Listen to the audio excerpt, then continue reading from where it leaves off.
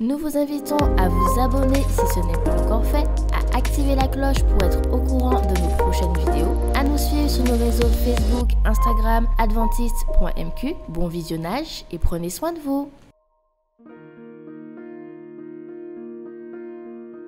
Vous avez besoin d'aide. Vous souhaitez vous entretenir avec un pasteur, un psychologue, un conseiller en relations d'aide. La cellule d'écoute de la Fédération des Églises adventistes du 7e jour de la Martinique est à votre disposition, 7 jours sur 7, de 8h à minuit, au 0805 288 394. Cet appel est gratuit.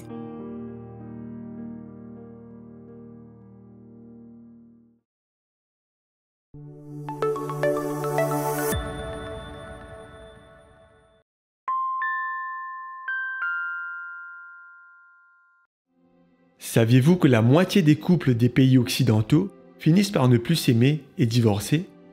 Saviez-vous que cela se produit aussi parmi les croyants dans notre Église? La moitié de ceux qui se baptisent chaque année perdent leur amour pour Dieu et abandonnent la foi. La question qui se pose alors est la suivante. Comment peut-on prévenir cette situation? Pourquoi ne pas suivre un conseil venant de celui qui a instauré l'amour? Jésus-Christ dit « Tu dois aimer le Seigneur ton Dieu de tout ton cœur, de toute ton âme, de toute ta force et de toute ton intelligence. » Le lien émotionnel entre deux personnes provient du temps qu'ils passent ensemble. De même, pour tisser des liens avec Dieu, vous devez prendre l'habitude de passer quotidiennement du temps avec lui. Dans la prière, la lecture et la méditation de la Bible, l'étude de la leçon de l'école du sabbat et le vécu du culte de famille. Jésus parle aussi d'un autre principe fondamental pour tisser un lien d'amour avec Dieu. Car ton cœur sera toujours là où sont tes richesses. Matthieu 6, 21. Si vous placez votre trésor dans le ciel, en aidant les pauvres et en soutenant la cause de Dieu, alors vos affections y seront également. Ellen White dit ceci. Cet investissement de nos biens nous unirait davantage à la cause de la vérité présente.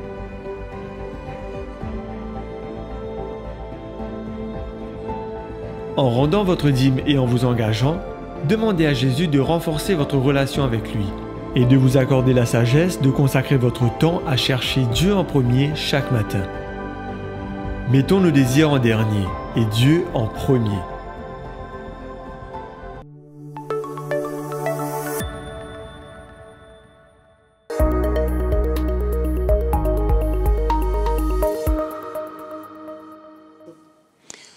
C'est avec plaisir, chers amis, que je me retrouve avec vous aujourd'hui pour partager autour de la parole de Dieu.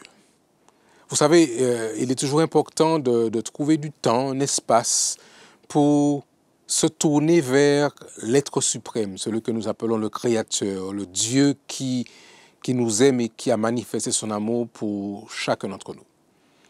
Je sais que beaucoup d'entre vous, vous priez à la maison. Je sais que beaucoup cherchent Dieu. Et dans des temps comme ceux dans lesquels nous vivons, beaucoup de personnes, tout en priant, se demandent si Dieu les entend. Est-ce que Dieu est soucieux de recevoir leurs prières, leurs requêtes? Aujourd'hui, je voudrais considérer une portion de la parole de Dieu pour découvrir que quel que soit là où nous sommes, Dieu entend. Quel que soit là où vous êtes, quel que soit là où nous serions, notre Dieu est toujours prêt à nous entendre et toujours prêt à venir à notre secours parce qu'il nous aime. Afin de développer mon propos, j'aimerais considérer avec vous l'expérience d'un homme qui m'a toujours marqué. Dans mon jeune âge, alors que j'étudiais la parole sacrée, l'histoire de cet homme m'a toujours marqué. Jeune homme grandissant dans le territoire de Jérusalem, de bonne famille, et puis voici qu'une tragédie vient frapper sa famille. Le monarque du territoire de Babylone va lancer une action contre son pays et il va faire partie de ceux et celles qui seront récupérés pour pouvoir être emmenés en déportation dans le territoire de la Babylonie. Ce jeune homme s'appelle Daniel. Il a environ 16 ans quand cette catastrophe, je dirais, a lieu. Mais il vivra ensuite dans ce territoire de Babylone, dans ce territoire de cette grande ville qui était à l'époque la grande capitale du monde d'alors. Il grandit, il se développe, Dieu lui parle, il est un agent du Seigneur, il fait des expériences avec Dieu. Parvenu à un âge avancé, le serviteur Daniel ne peut pas s'empêcher de penser à son territoire, de penser à son pays. Et là, malgré cet âge, il se tourne, comme il le faisait traditionnellement, vous le savez sans doute, il se tourne vers la ville de Jérusalem et il prie. Il s'adresse à son Dieu. La prière, vous la trouverez avec moi, si vous avez vos Bibles, dans le livre du prophète Daniel, justement, au chapitre 9.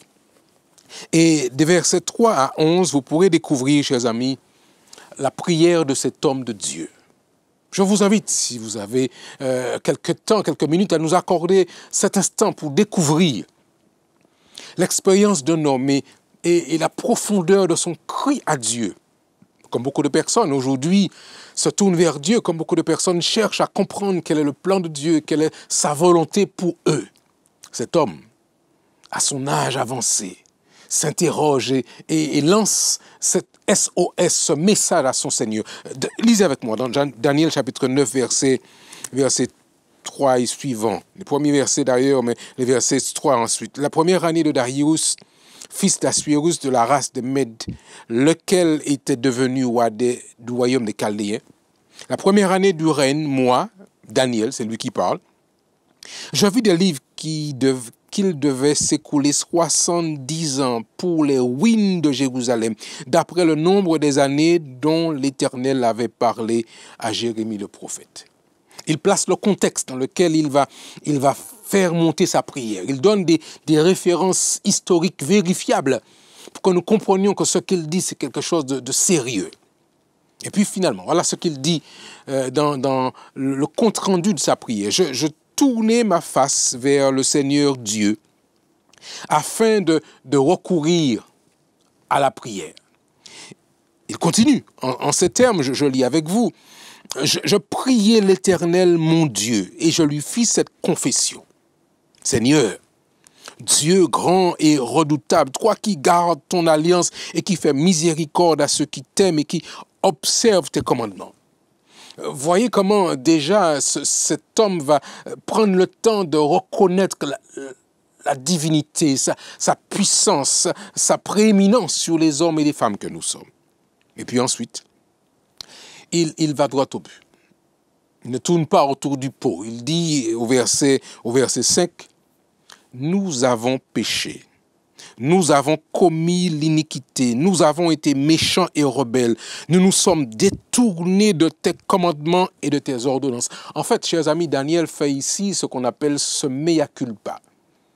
Reconnaissant de son état, de la réalité de la personne qu'il est en tant qu'être humain, prompt avec cette tendance au péché. Je crois que nous pouvons tous nous reconnaître dans les propos de Daniel et reconnaître que nous aussi, nous pouvons dire à la première personne que nous avons péché, que nous sommes des êtres méchants, rebelles. Nous nous sommes, hélas, très souvent détournés du commandement de Dieu et de ses ordonnances. Mais malgré ce préambule, Daniel s'adresse à ce Dieu parce qu'il le connaît, parce qu'il sait que Dieu l'entend, parce qu'il sait que Dieu a une réponse à quelle que soit la difficulté. Et puis il va, vous lirez dans le détail, chers amis, il va continuer à parler à Dieu. Et voyez avec quelle authenticité, avec quelle ouverture d'esprit Daniel s'adresse à son Dieu. Seigneur, il dit au verset 8, « À nous la confusion de face, à nos rois, à nos chefs, à nos pères, parce que nous avons péché contre toi. » En fait, il reconnaît qu'il n'y a sur la terre aucun homme qui soit juste, aucun homme qui ne se soit éloigné du Seigneur. Et il reconnaît que tout Israël, le peuple qui avait été reconnu comme étant le peuple choisi par Dieu, tout ce peuple s'est éloigné du Seigneur. En fait, mesdames et messieurs, chers amis, nous reconnaissons qu'il n'y a sur cette terre aucun homme qui puisse prétendre ne s'être éloigné à un moment ou à un autre du plan de Dieu. Et puis au verset 12, au verset 11, il va préciser que effectivement que nous nous sommes éloignés de toi et à cause de ceci, des malédictions se sont répandues sur nous. Et il lance son appel à Dieu. Je vous invite, mesdames et messieurs, à prendre le temps, vous aussi, à lever les yeux vers le ciel et à ouvrir votre cœur à Dieu, quelle que soit votre difficulté, quel que soit votre besoin, sachant que Dieu est prêt à entendre et prêt à répondre. Il dit d'ailleurs au verset 19, « Seigneur, écoute, Seigneur, pardonne, Seigneur, sois attentif, agis et ne tarde pas par amour pour toi, ô mon Dieu, car ton nom est invoqué sur ta ville et sur ton peuple. » La question que certains pourraient se poser, Dieu peut-il vraiment écouter des prières à Babylone? Babylone, vous le savez bien, mesdames et messieurs, chers amis, est cette ville, mais qui va symboliser en quelque sorte la perdition, qui va symboliser ce projet qui est contre Dieu. Alors, plusieurs pourraient se demander, mais Dieu peut-il entendre une prière à Babylone? Si vous avez vos Bibles, j'aimerais vous inviter à l'ouvrir avec moi dans le dernier livre de la Bible, ce livre qui s'appelle le livre de l'Apocalypse. Et au chapitre 18, vous avez là encore une autre allusion à cette ville, de Babylone. Pour que certains ne pensent pas que nous sommes simplement des hébraïsants ou dans l'Ancien Testament, voici ce que dit aussi cette nouvelle parole, ce nouveau testament pour ce temps dans lequel nous sommes. Après cela, je lis dans Apocalypse chapitre 18, verset 1er, après cela, je vis descendre du ciel un autre ange qui avait une grande autorité. La terre fut éclairée de sa gloire. Il cria, cet ange, d'une voix forte. Elle est tombée. Elle est tombée, Babylone la grande. Elle est devenue une habitation de démons, un repère de tout esprit impur, un repère de tout oiseau impur. Vous comprenez bien, mesdames et messieurs, qu'il ne s'agit pas ici de la capitale de l'empire chaldéen, mais il s'agit ici de la description prophétique de ce monde dans lequel nous sommes, avec cette autorité qui va engager le monde entier dans une adoration contraire au plan de Dieu. Et le Seigneur déclare, justement, elle est tombée. Elle est tombée, Babylone, ce conglomérat de croyances qui sont en opposition avec le plan de Dieu. Elle est tombée, celle qui a abreuvé les nations de toute la fureur de son impudicité. Parce que toutes les nations, disait le texte, je suis dans Apocalypse 18, verset 3, parce que toutes les nations ont bu du vin de la fureur de son impudicité, de son idolâtrie, et que les rois de la terre se sont livrés à l'impudicité, à l'impureté, que les marchands de la terre se sont enrichis par la puissance de son luxe. Mais ce qui est intéressant à noter, chers amis, dans cette portion de la parole de Dieu, dans Apocalypse au chapitre 18 au verset 4, je disais que Dieu entend les prières même à Babylone. Voilà ce que Dieu déclare dans la parole au verset 4. J'entendis du ciel une autre voix qui disait « Sortez du milieu d'elle, mon peuple, afin que vous ne participiez point à ses péchés et que vous n'ayez point part à ses fléaux. » Mesdames et messieurs, aujourd'hui, la confusion, l'opposition au plan de Dieu est décrite en termes Babylone. Mais ce que Dieu affirme pour vous et moi aujourd'hui, chers amis, c'est que nous sommes appelés à sortir de la confusion, à sortir de l'erreur, à sortir du plan qui est opposé à la parole de Dieu. Et Dieu déclare par conséquent à vous et à moi, sortez de Babylone, mon peuple. S'il dit mon peuple, cela sous-entend qu'il y a aujourd'hui encore des enfants de Dieu, des hommes et des femmes qui reconnaissent Dieu comme étant l'être supérieur, qui reconnaissent Dieu comme étant leur Seigneur et leur Sauveur. Il y a encore des hommes et des femmes qui font partie du peuple de Dieu, qui y sont encore. Et notre Seigneur lance cet appel en disant « Sortez du milieu d'elle, mon peuple, afin que vous ne participiez point à ses péchés et que vous n'ayez point part à ses fléaux. » Alors j'affirme encore aujourd'hui que Dieu entend les prières quelle que soit de là où elles viennent. Que vous soyez dans cette Babylone spirituelle, que vous soyez éloigné en quelque part du projet de Dieu, il entend vos prières, quelle que soit votre situation actuelle aujourd'hui, que vous soyez malade à l'hôpital, que vous soyez à la maison, que vous soyez au travail, que vous soyez dans une situation de grande difficulté personnelle, Dieu entend les prières. Babylone, c'est en fait l'opposition au plan de Dieu. C'est Babylone contre Jérusalem, contre la ville de la paix. Babylone, c'est la vérité contre l'erreur. Babylone, c'est la justice contre l'iniquité. Babylone, c'est la paix contre la confusion. Mais aujourd'hui, quel que soit là où vous êtes, dans un quartier de Babylone, Babylone spirituelle, on s'entend bien, Dieu est prêt à entendre votre prière et à vous accompagner pour sortir de Babylone. Le peuple de Dieu à Babylone n'est pas obligé de rester à Babylone parce que Dieu nous invite à sortir. Dieu nous conduit dans Babylone très souvent pour que nous puissions apprendre à reconnaître que c'est lui le Tout-Puissant. En effet, le péché apparaît pour l'homme comme étant quelque chose d'agréable, mais l'une des raisons pour lesquelles parfois nous sommes encore à Babylone, c'est parce que nous n'avons pas encore accepté le plan de Dieu. Alors aujourd'hui, cher monsieur, aujourd'hui, madame, mademoiselle, j'aimerais que vous puissiez prendre le temps de vous tourner vers Dieu, de reconnaître sa grandeur, de reconnaître sa puissance, de reconnaître qu'il est tout puissant et faire monter vers lui une prière. Cet appel au secours, ce SOS, parce que l'Éternel a pour chacun d'entre nous un plan merveilleux. En effet, alors que Daniel a laissé Jérusalem pour pouvoir aller vers la Babylone de force, le prophète Jérémie, qui était resté, lui, à Jérusalem, faisait déjà cette prédiction. Il disait, « Car je connais les projets que j'ai formés sur vous, dit l'Éternel. Projet de paix et non de malheur, afin de vous donner un avenir et de l'espérance. » Mesdames et messieurs, Dieu a un plan.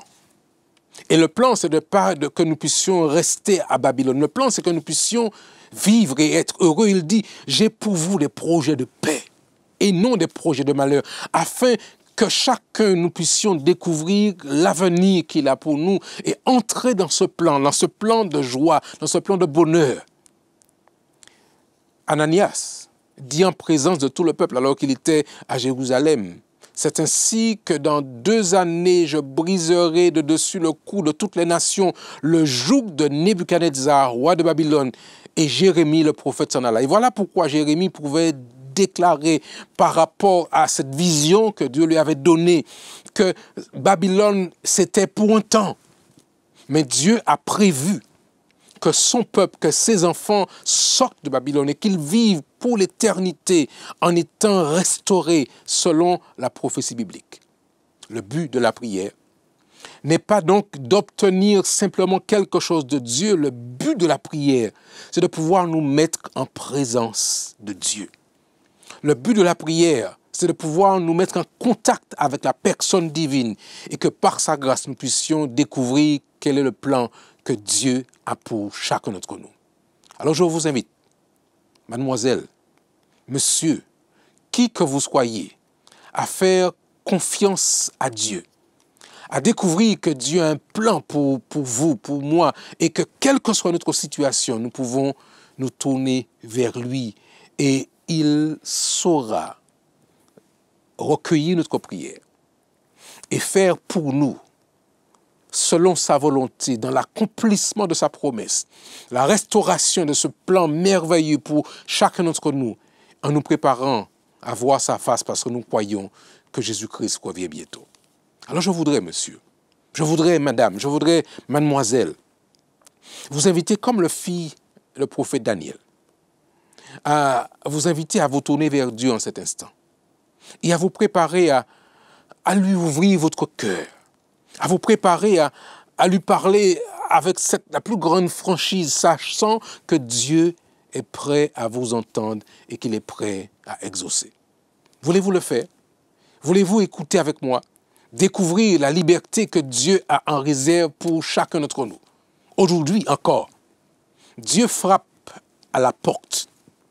Il voudrait pouvoir échanger avec vous, il voudrait pouvoir entrer dans cette intimité avec chaque personne.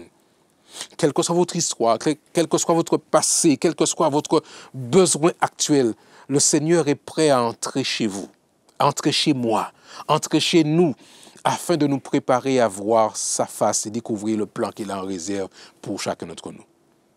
Permettez que nous puissions prier ensemble. Je vous invite là où vous êtes à vous incliner, alors que nous parlons au Dieu des cieux. Prions ensemble. Père Céleste, comme Daniel, nous reconnaissons que tu es le seul vrai Dieu. Nous reconnaissons, Seigneur, aussi que nous sommes pécheurs, que d'une manière ou d'une autre, nous sommes écartés de ton plan. En quelque part, donc, Seigneur, nous sommes dans cette posture de confusion. Mais tu nous appelles aujourd'hui à sortir de Babylone. Tu nous appelles à accepter de lever les yeux vers le ciel et de recevoir la présence de notre Seigneur et de notre Dieu qui pardonne, qui restaure et qui guérit. Alors Seigneur, alors que nous prions, reçois la prière de cet homme, de cette femme, de ce jeune homme, de cette jeune femme qui lance lui aussi cet appel à Dieu. Réponds à sa prière, réponds à sa requête et selon ta volonté, manifeste ta présence. Tu as déclaré dans Jérémie 29, verset 11, « Je connais les projets que j'ai formés sur vous. » Alors Seigneur, manifeste ta puissance et que ton amour soit évident, soit vrai pour tous. Merci de ce que tu nous as entendu. Merci de Seigneur de ce que tu nous as exaucé. Nous t'avons prié simplement et humblement au nom de Jésus et pour ta gloire. Amen. Nous voulons vous remercier d'avoir passé ce temps avec nous autour de la parole de Dieu. Je vous invite à continuer à rester connecté à votre Seigneur, à continuer à étudier la parole du Seigneur, parce qu'il a un plan pour chacun d'entre vous. À très bientôt et que Dieu vous bénisse.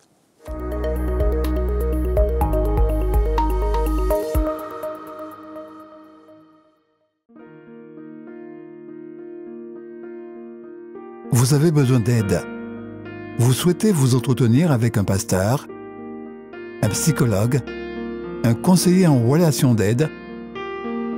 La cellule d'écoute de la Fédération des Églises adventistes du 7e jour de la Martinique est à votre disposition, 7 jours sur 7, de 8h à minuit, au 0805 288 394. Cet appel est gratuit.